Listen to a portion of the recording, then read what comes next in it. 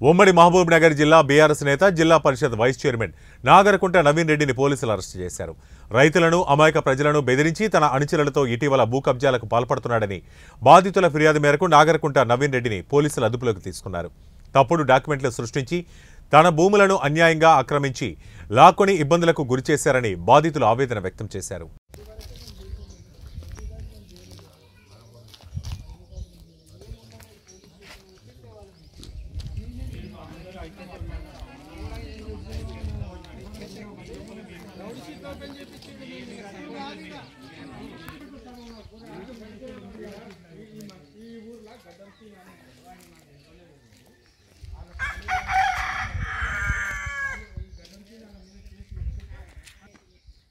పేరు రాసి charge sheet వేస్తుంది కానీ నవీన్ గౌడ్ అంతే ఫోటో తిన్నాను ఏడెనిమిది కేసులు